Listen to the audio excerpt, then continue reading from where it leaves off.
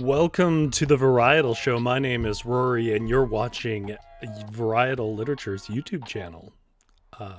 Channel that's just kind of about narrative, and what we're doing tonight is we're writing a story or part of a story together. If you've never been here before, we basically take prompt systems, in this case a solo tabletop RPG, chat makes recommendations, and we try to weave together something of a story or half a story or a primer or a character or something to that effect.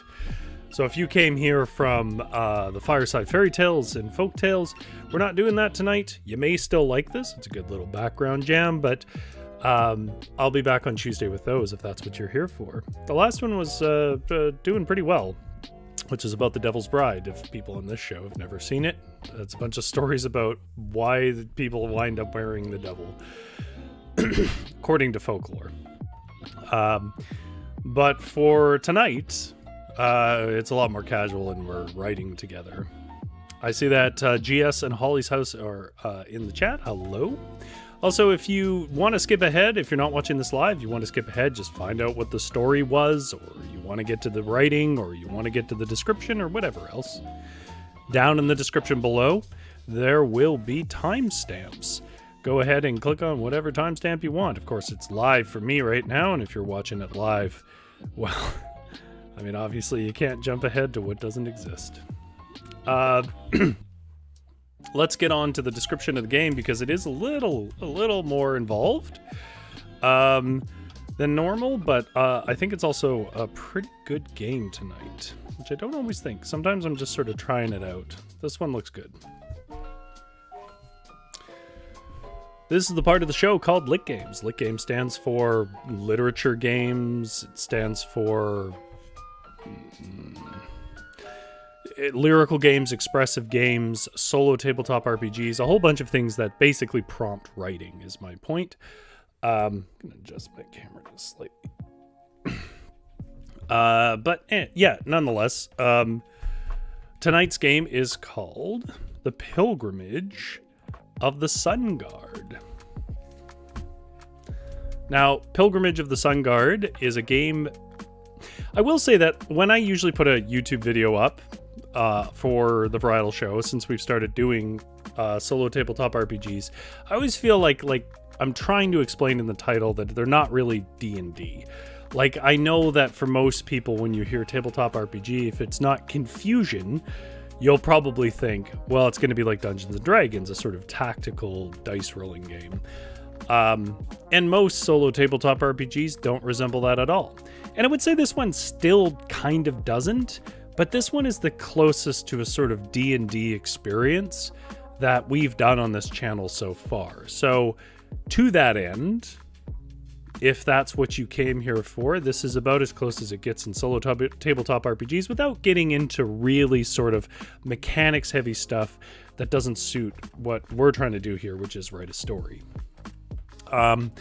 So that's sort of the rough overview. Remember, there are timestamps in description if you're not watching this live and you want to skip over the explanation. If you're in the chat, though, you guys can talk to each other about what sort of pilgrim you're going to be. I will tell you, I have already pre-constructed a character. I think it would have taken us probably 15 minutes of an hour-long show to build the character, which isn't too long for character building at all, but probably longer than we wanted to do. So I just kind of went ahead and did it.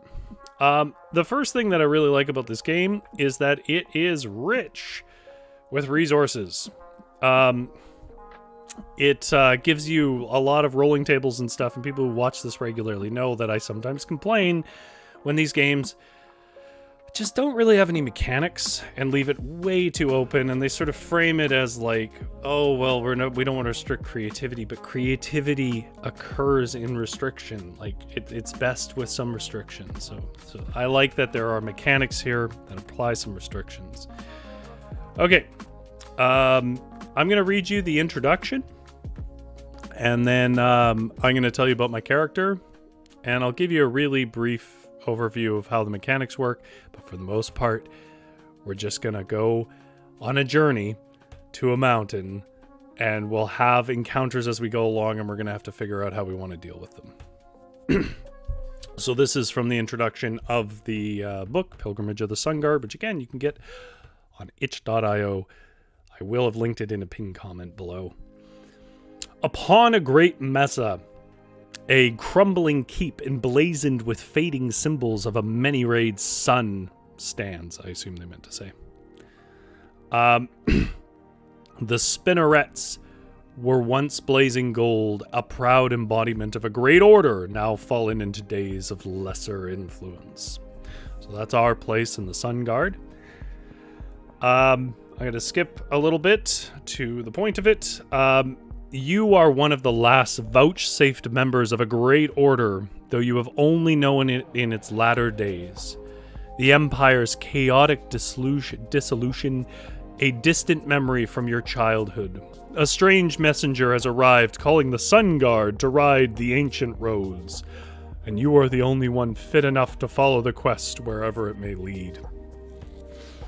So, in English, what that means is the structure of the game is we start at like a crumbling order in a decaying world. It's kind of Dark Soulsy in that way. I do think, for those who know this, Pilgrim of the Sun Guard is probably a reference to Praise the Sun. There's little Dark Souls influences in there. But we're going to take a path through a desert and frozen cliffs and whatever else, and we roll a dice to see what happens when we go there, to a mountaintop where the deeds we've done are used to satisfy the spirits there, cleanse the temple, and rebuild the order. That's our goal. We're not going to get that far. That's not even really my main concern. So, in the structure of this game, which I'll give you an overview in a second, in the structure of this game, you are the hero knight. And I think if I was playing on my own, it might be simpler to do that. But it does seem weird to me that a knight would write about their own great deeds and name their own great deeds. Most knights were sort of framed like Geralt back here from The Witcher, where they were just sort of grunting soldiers who did soldierly things. And in the case of Geralt, you have Jaskier, who is in the books, the game, the TV series, from what I hear, who is a bard.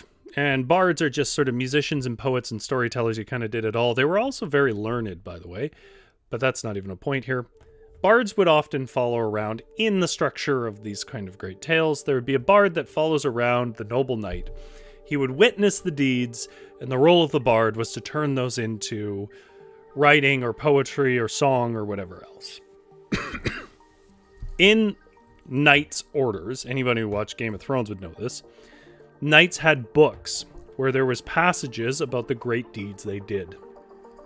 And effectively what this game is you play through as a knight. Those great deeds you do, we're going to write down. I'll show you how that prompt and whatever comes down, but that's essentially the structure. Little blurbs about the great deeds we did.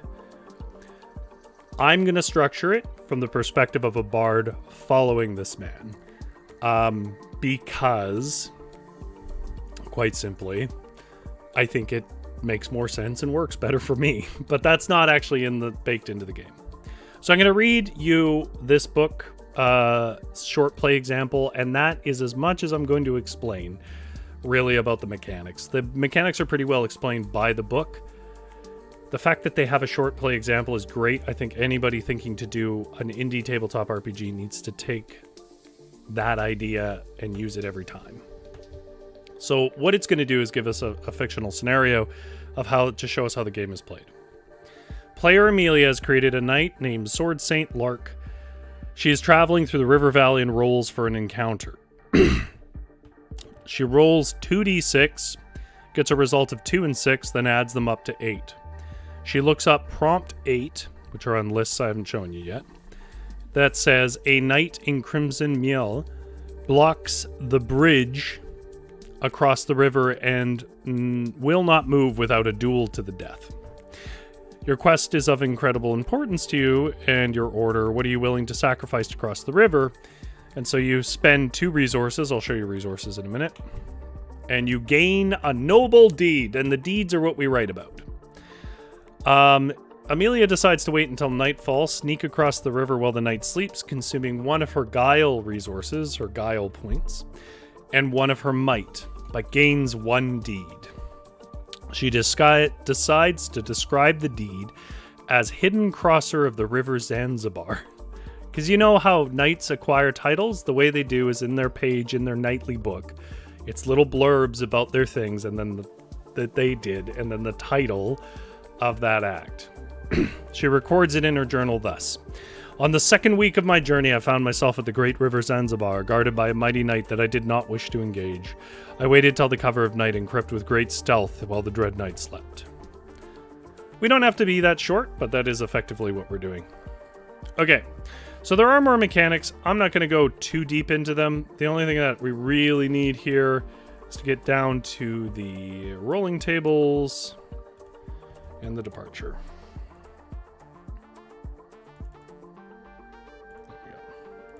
For some reason, and I don't know how this is possible, the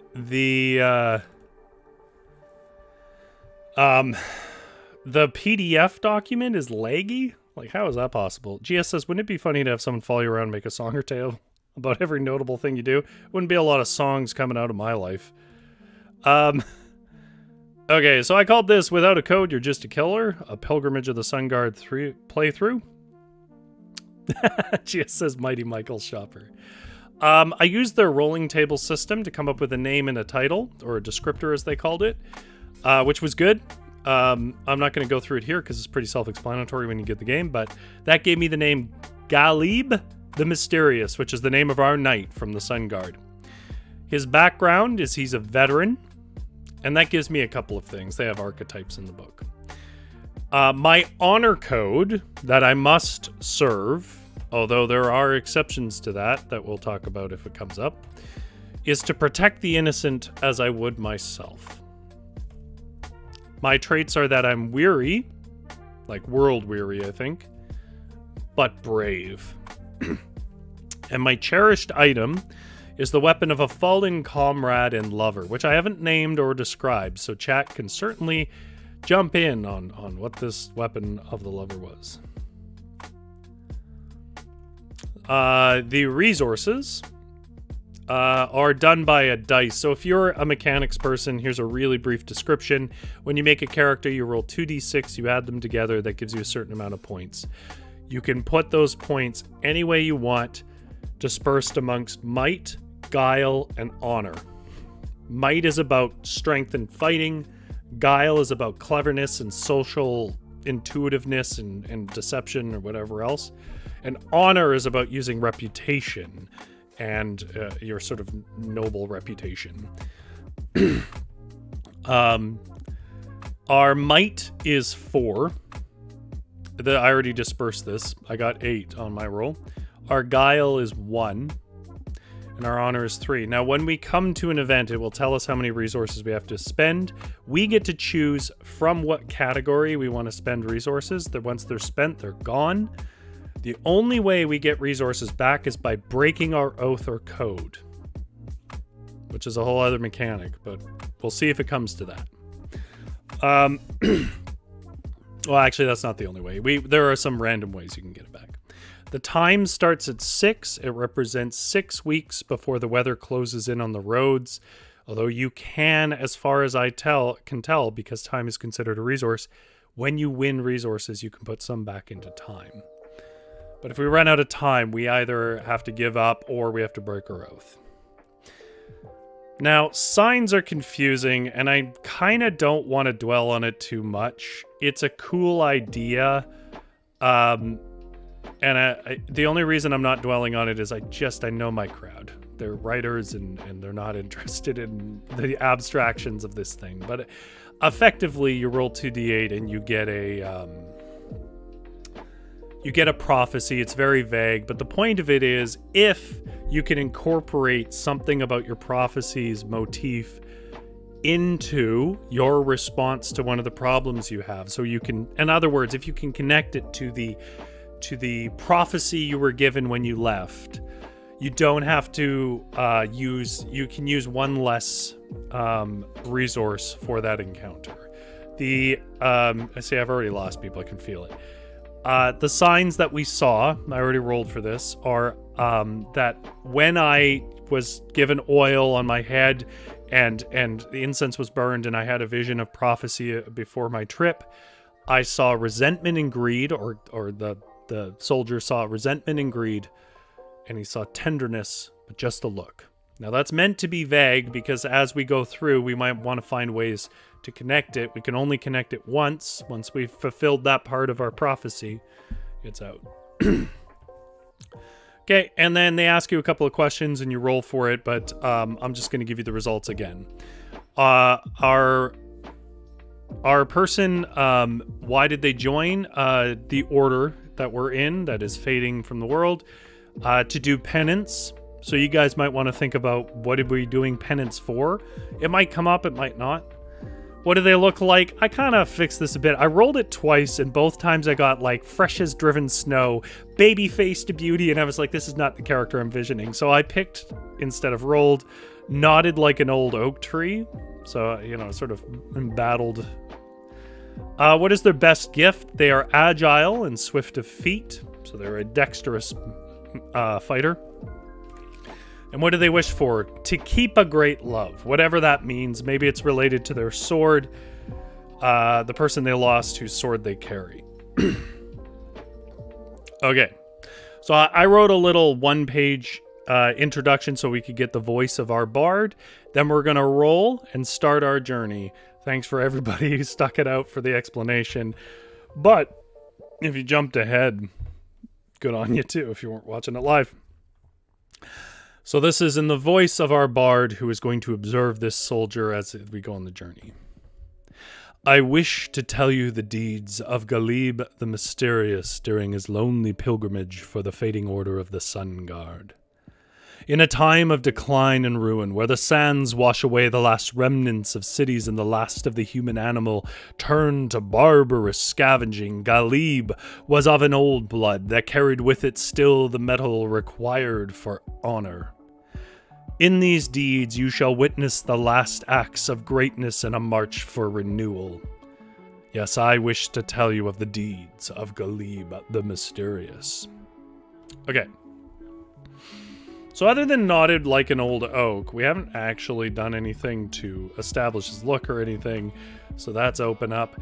But let me show you how the core of the game's played, and like all things, it'll take like 5 minutes where people are like, what is going on? And then we'll start to get in a groove and enjoy it. Okay. It tells you at every page of this thing what to do, by the way. Gia says, so our knights protect the innocents. Indeed, it does. Holly's House said, no bard could keep up with me. They would just have to sprint and write it all down later. I think that's kind of what Jaskier does with Geralt. Although he's often the one who barters for Geralt in the books anyways. You take 2d6. I think everybody kind of has 6-sided dice, so you don't need fancy dice for most of this game. And if you do, you can always just go online and use those. I'm going to roll them. Okay, I got a 2 and a 1. So a total of 3. So the first place when we leave our temple is a desert. It's the long desert that we have to travel through once, a great emperor's kingdom, and we have to travel through it before we can reach the next leg of our journey. The way the game works is we have to do 2 rolls in each sort of biome. We rolled a 3, which means our first week, so we'll mark down 1 time, is spent on the road, where we see a broken down caravan wagon with a merchant crying out in exasperation at a crushed wooden wheel. This caravan leader begs for your assistance. Are you willing to assist these strangers? If so, how? If we do help them, we spend 1 resource, but we gain a deed. So, chat. You're going to be my proper table, like I am a DM for D&D. You're my proper table now. We have guile, but we don't have much of it. We're not very smart. We have might, strength, battle prowess, whatever else. And we have our reputation and honor, although I don't think that's going to help here. We can spend a point from any of those to get the deed for this and then describe our great deed. What do you think our knight should do to help a exasperated caravan leader who has a broken wagon? GS Holly's House rather says, I will always stop and help myself too. Well, I say that. I don't know. Sometimes I'm driving down the highway and I'm like, yeah, they got cell phones. They'll be fine. Sometimes I stop. I would say it's fairly arbitrary. Let me, while chat decides what they want to do, let me just set the scene in the deed. 'Twas the... I'm going to turn down the music a little bit.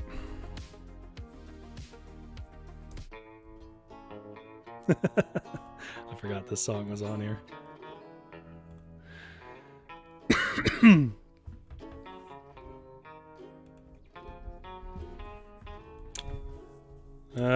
'Twas the barely a half week of travel through the baking heat of the low desert, when lo, innocent travelers were stranded. Travelers really with one L. I don't think my brain's ever going to accept that.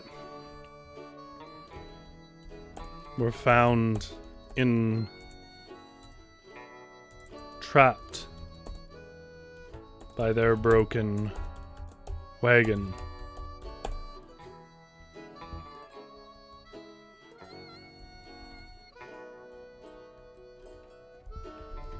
They saw the mighty knight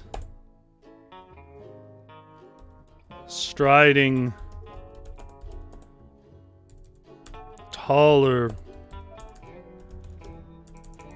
and broader through the shoulders than any man.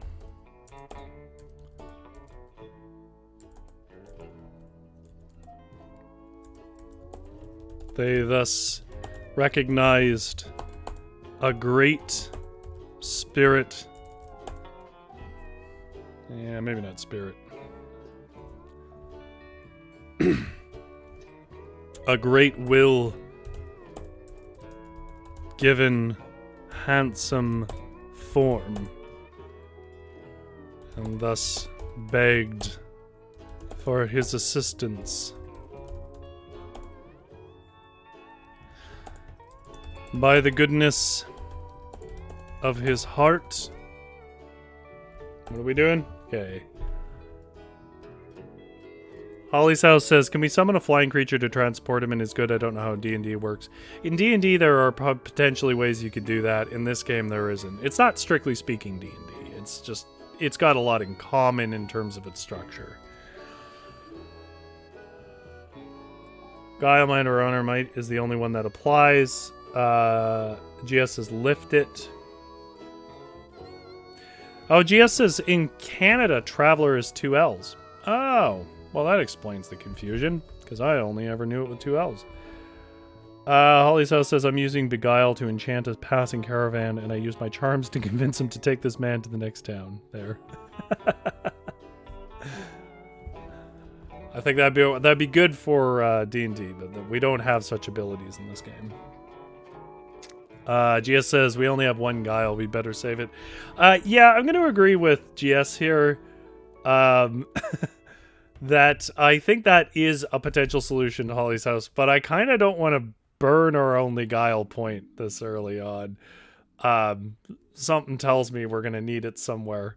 There are some pretty tough encounters in this, so yeah. By the goodness of his heart, yeah, let's keep it simple. Let's just go with might. By the goodness of his heart, despite the dire time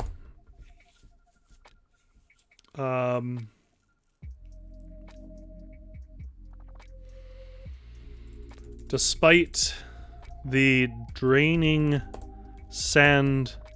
I'm trying to think what's something a little more appropriate to the time. Despite the draining sand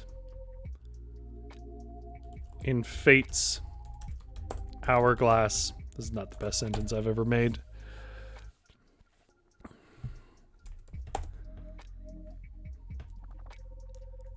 Sire... What the hell was his name? I've already forgotten. This is not unusual if you guys are new. Rory doesn't remember names. Sire Galib drew his great silver sword and hewed from the desert surface a round wheel. He then lifted the caravan with one arm and fitted the stone upon its axle with the other.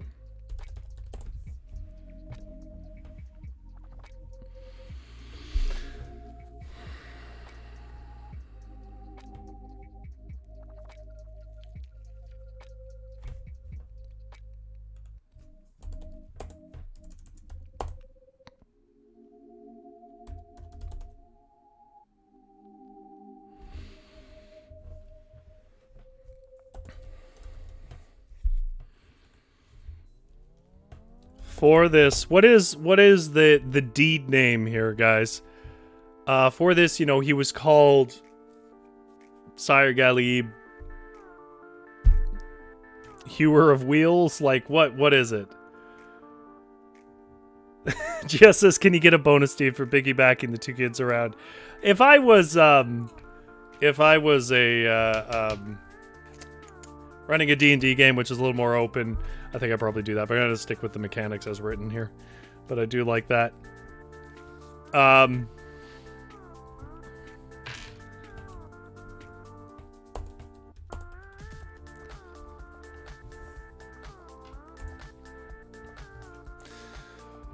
Yeah, we need a name for the deed. I'm going to let you guys work on that, and we're going to roll for the next one.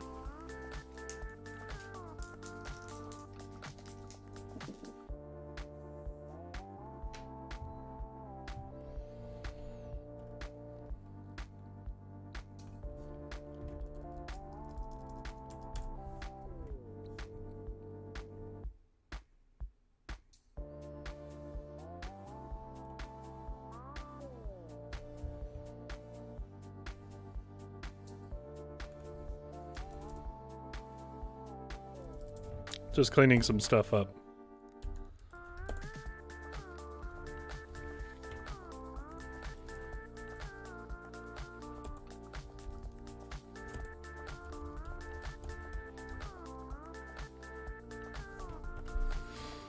Great lifter up of things, master of transit.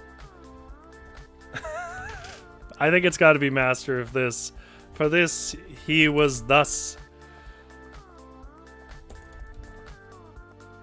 Come on.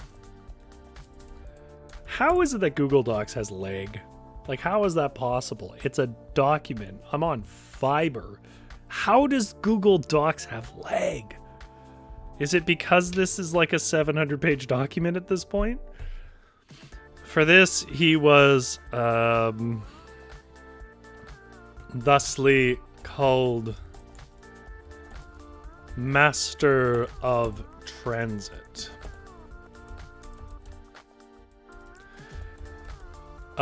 Savior of Travelers makes a lot of sense, GS, but Master of Transit is just the right amount of stupid that I'm going to go with that. So Deed 2 will also be in the desert. Hopefully people are starting to get a feel for what it is. But I do have to knock two things off. So first of all, we spent one time. And second of all, we used one of our might points. Okay. But we got a deed. So, I already rolled the 2 dice. It was 2 4s, which is an 8. Google the lagger of documents, GS says. By the way, if you are watching it, thank you very much for watching it. But I will say I didn't have high hopes that anyone would be watching tonight because I realize it's a long weekend for most of North America. And everyone is out buying barbecue or getting drunk for 4 days. 8. One evening, you make camp in a shallow ravine. We're still in the desert. Out of sight from the road. The innumerable stars shine down on you in your way. What do you think about? Do you wonder if you are seeing the same stars?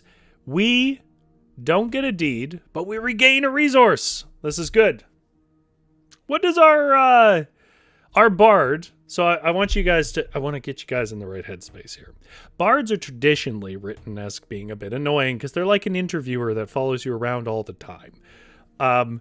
So imagine this sort of battle-worn veteran is sitting under the stars, pondering something, holding the sword of his dead and lost lover. And the bard's like, what are you thinking about when you look at the stars? And he has like a pen in hand. That's us right now. So I want to know what you think our noble knight answers when they're looking at the stars.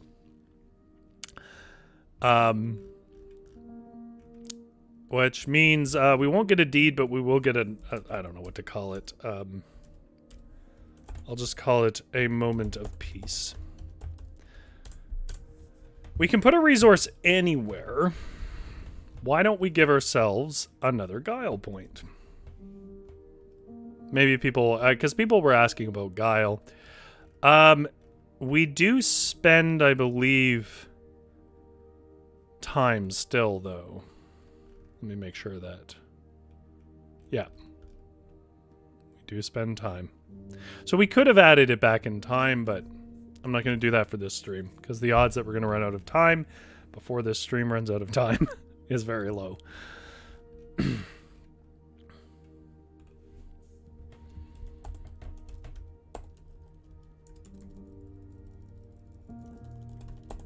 I'm just going to, again, sort of set the scene and then see what you guys have said about our little knight character here.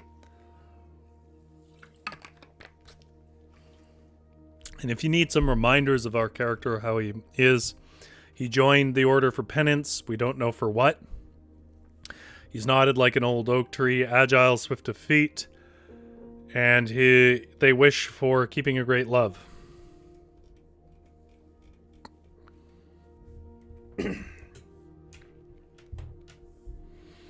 Oh, that's a great one, GS. I think I can work with that. GS says, are the formations of the stars battling each other or dancing in harmony?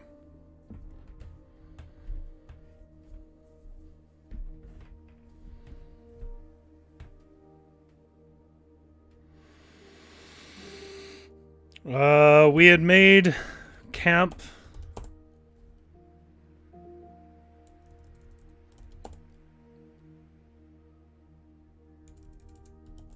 in the silent sands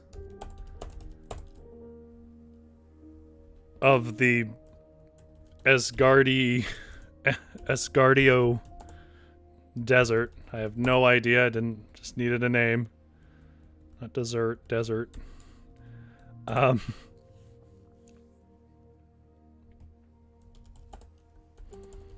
When I noticed that, oh God, what was his name?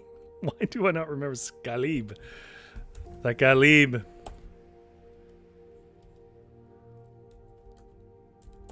scarred and face was not bound into consternation or fierce resolve as would be typical of such a noble old oak. Instead, Galib had a distant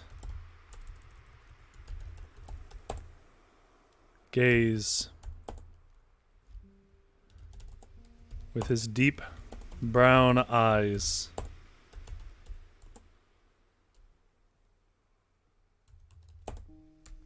God, the sentence is terrible. Had a distant gaze. His eyes were wide open and reflected the speckle of starlight that so enraptured him.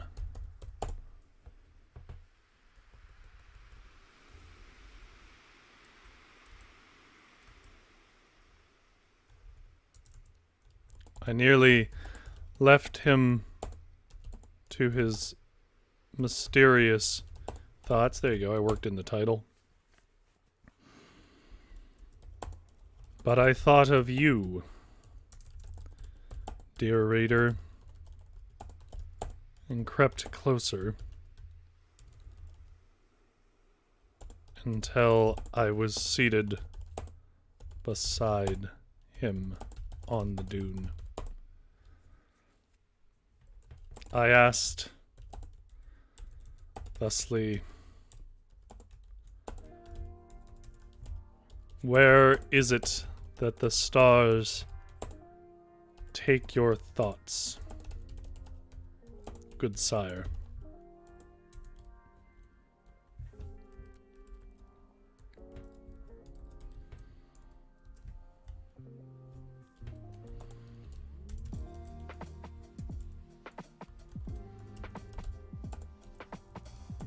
I wonder, is it,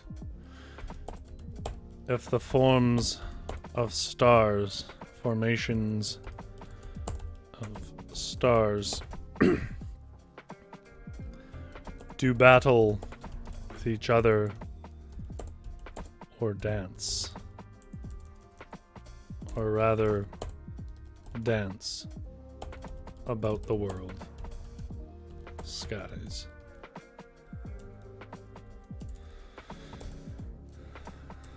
Galib said in a low, rumbling voice,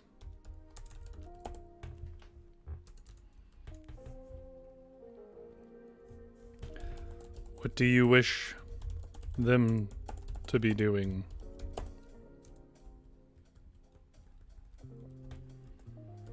It is impossible to intuit the stars, methinks. So what do you wish them to be doing, Sire Galib? I asked. To be dancing, he answered after a moment of hesitation. And a glance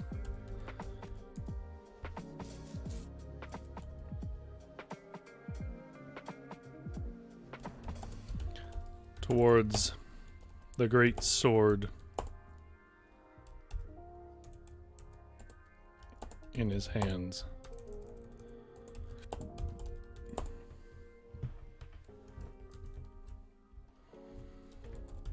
Do you dance? I asked in surprise. No, he said, then carried on cleaning his blade. Okay, D2, but now we get to move on to our next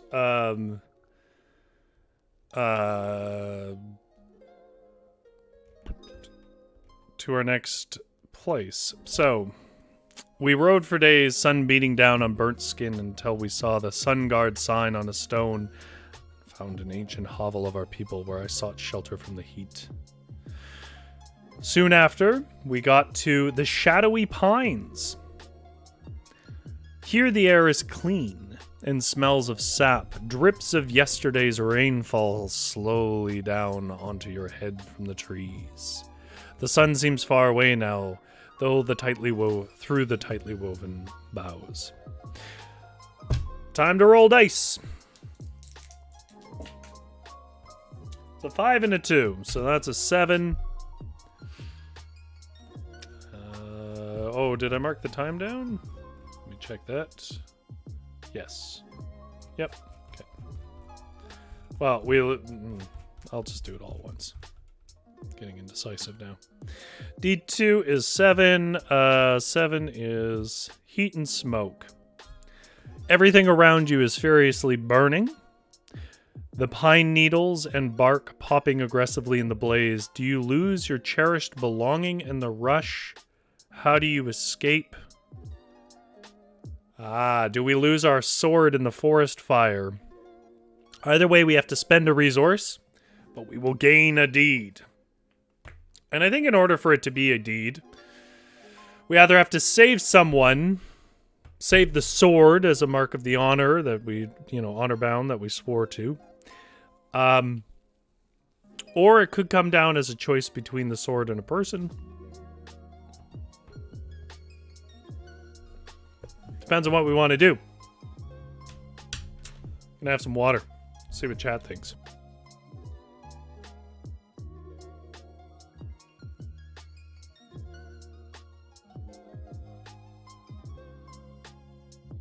I mean, obviously I'm a writer, a DM, and a somewhat amateur game designer. So, my thing, obviously, is to make tortured choices, is to impose tortured choices on players and readers. So, my temptation is that it's the sword or someone else. Maybe it's the bard. Maybe he's got to save us or the sword. Okay. So we have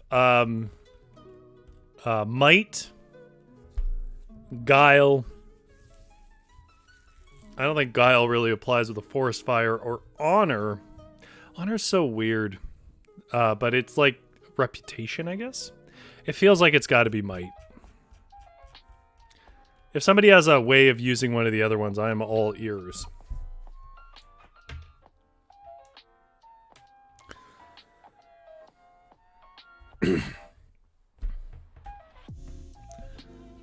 The fresh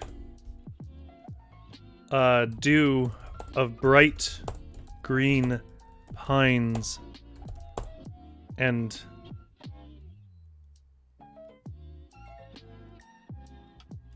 wind battered oaks was a welcome relief as we charged on from the desert's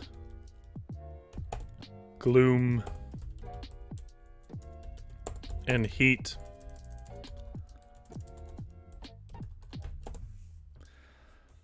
I, the bard of Galib, I remember that time, thought our strife with fiery heat was done. But alas, an early dawn had brought one morning brought, let's just say, one morning brought brimstone, fire, and acrid smoke. Those two words always have to go together. The phrases. Yeah, I guess so. GS says, well, honor would be to save his trusty companion. Yeah, you're right.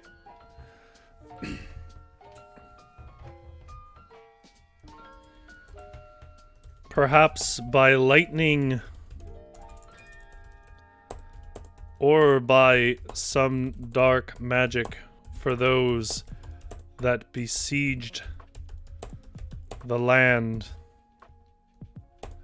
the forest about our camp was fiercely ablaze.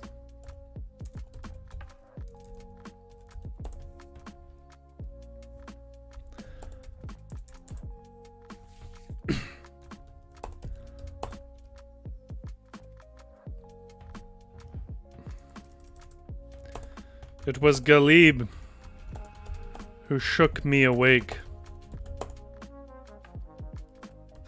and beckoned to grab all I could, then follow. But through the blinding smoke and the breathless and the airless or the breathless heat about us,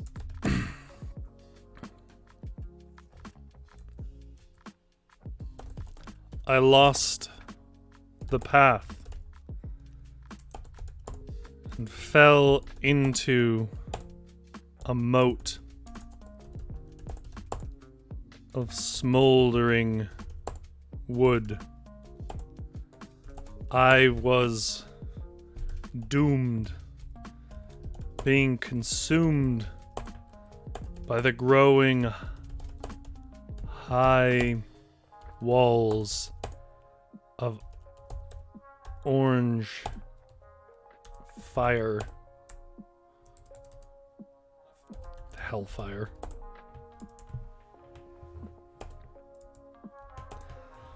I cried out,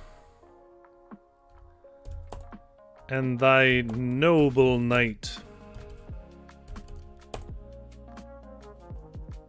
fought through the pain of burns to retrieve lowly me.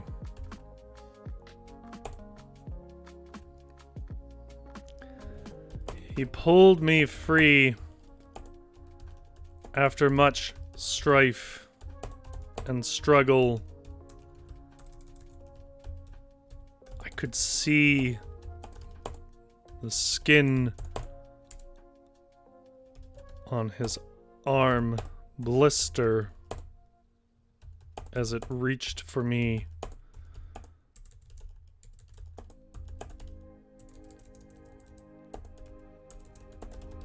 Through the heat.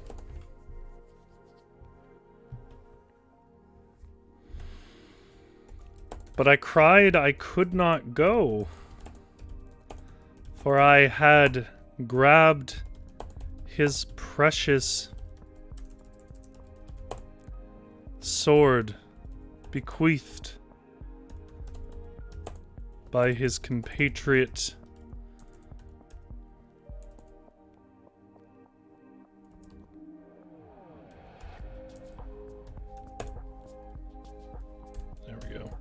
that took me. It was one of those things where every spelling looked wrong, even the right one. Bequeathed by his compatriot and lover who had long died in battle.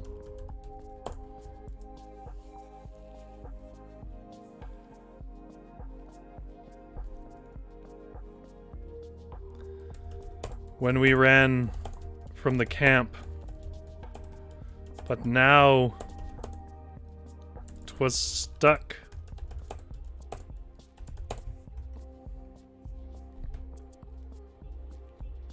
in the burning ashes I lay upon. He shouted, though not without obvious hesitation, to leave the sword, for life mattered more to him. What's the title for this deed? For this noble deed and its heartbreaking sacrifice.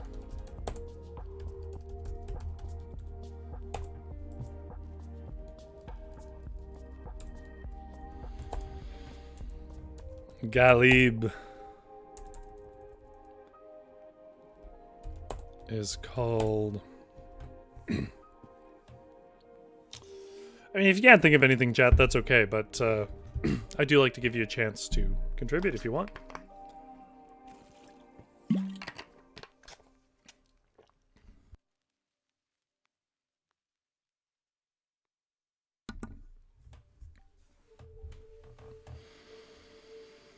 Well, I do like that idea. It's not usually a title of like...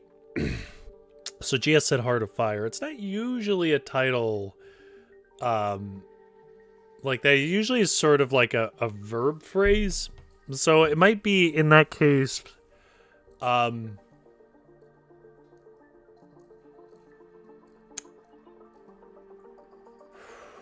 that's a tough one.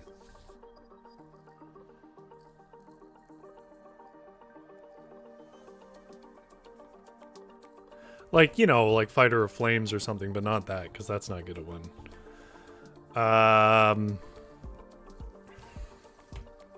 Braver of Flames is a good one. That's a good one, yeah, for sure. Oh.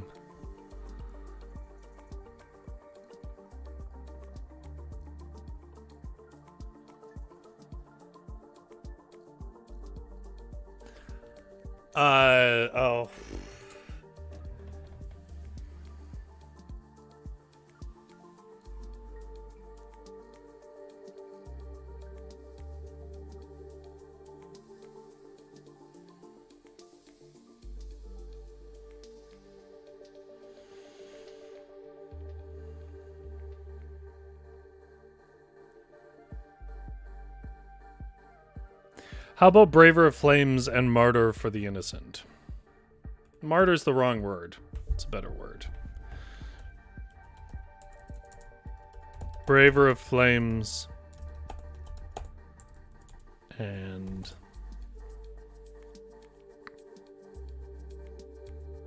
I'm trying to think of some title that portrays like he has perspective about it's just an object at the end of the day and life matters more. How about Braver of Flames and Champion of the Living?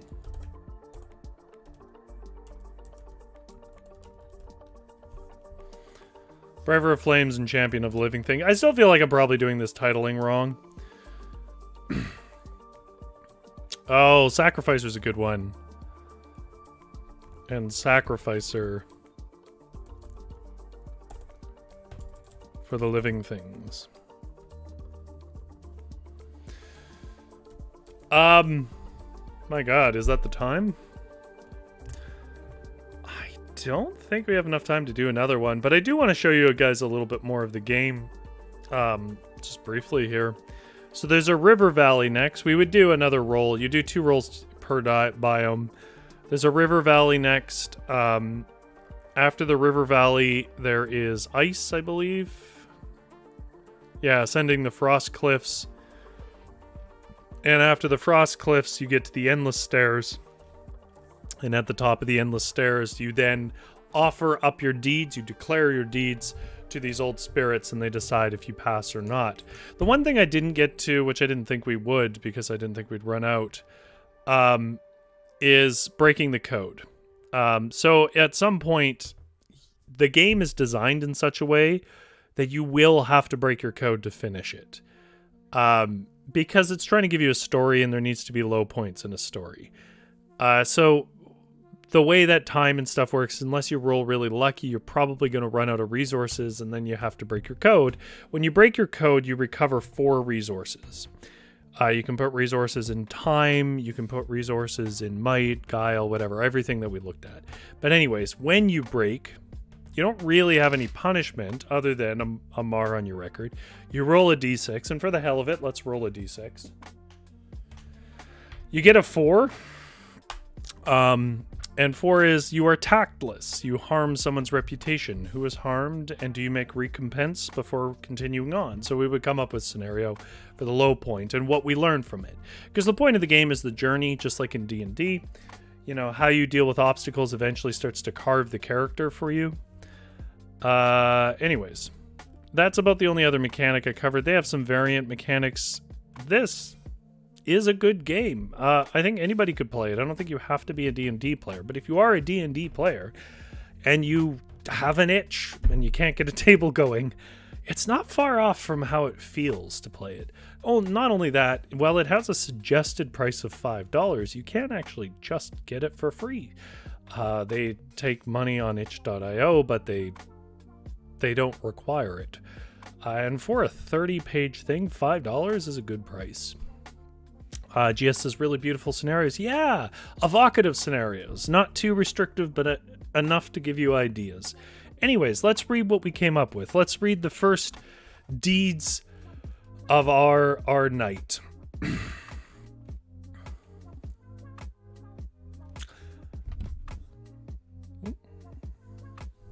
Okay.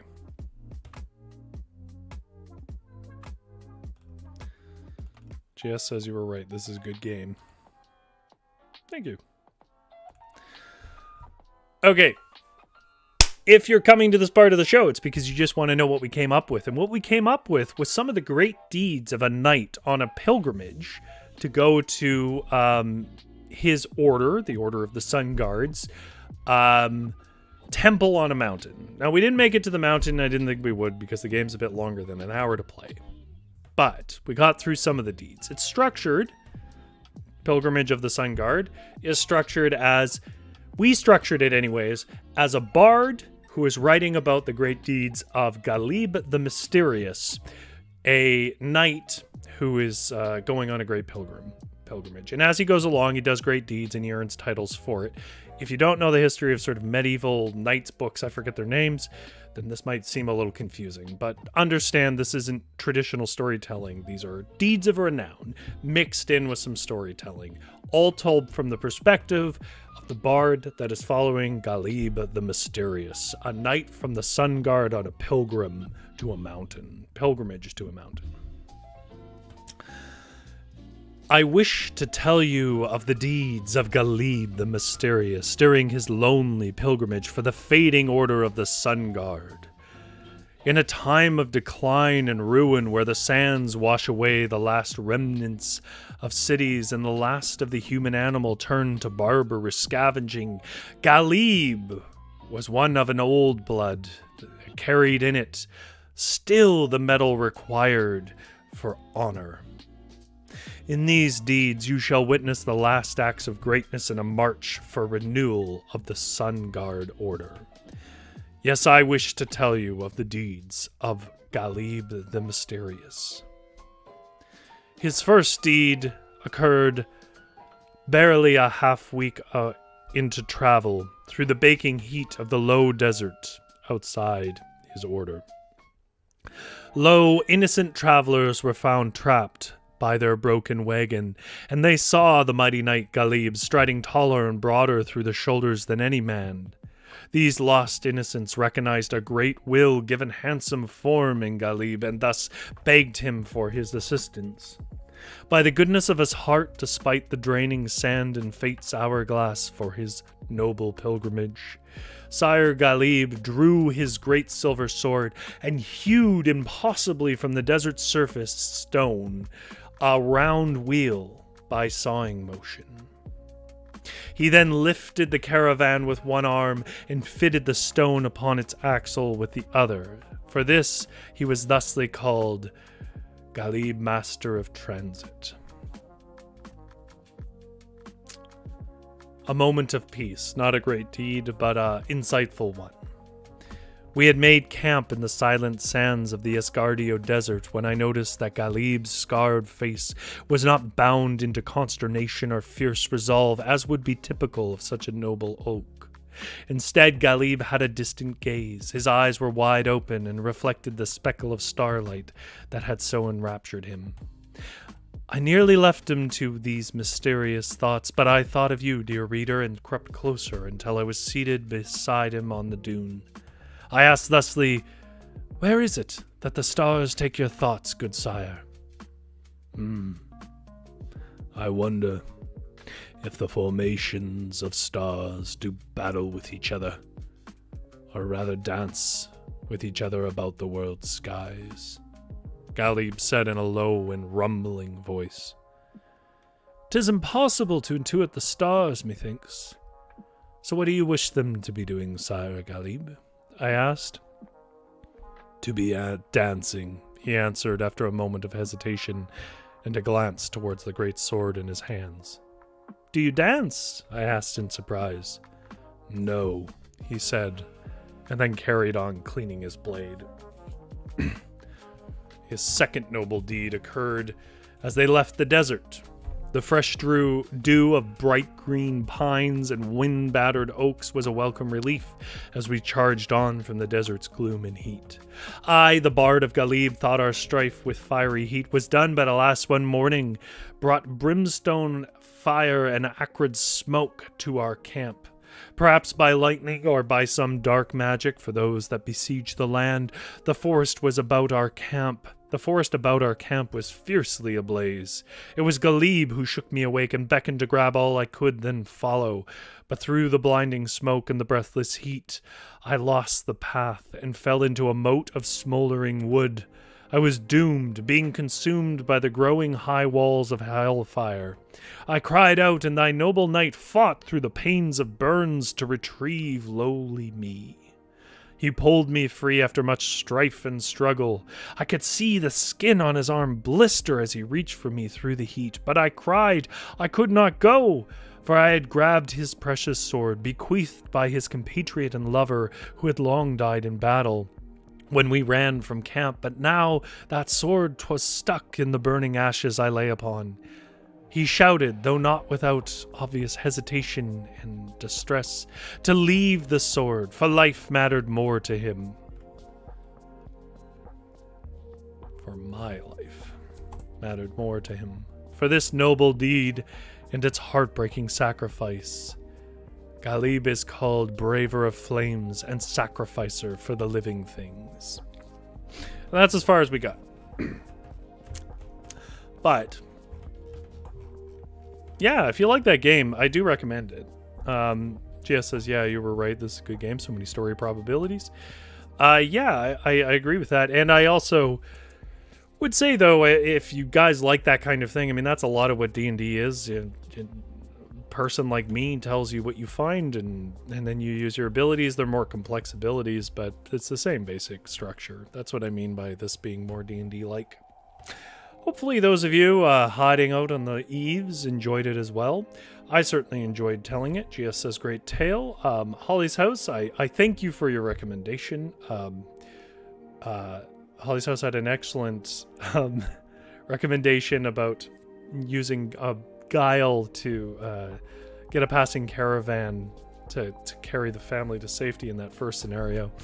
We decided to go with might, not because that prompt wasn't better. I do think Holly's House's prompt was better, but because the stats on our character only gave us one guile, and if we spent it, it was gone, and we didn't want to lose it so early in the game. But yeah, there we go. I normally say that was dumb, but I had fun, but I don't think that was dumb. I think that was a pretty good one. I hope that you folks had fun. And I look forward to doing this again next week on Thursday. You don't have to go home, but you can't stay here. But, you know, get out of my night's camp? I don't know how to connect this to my usual line. Get out of my long weekend. How about that? Have a good night.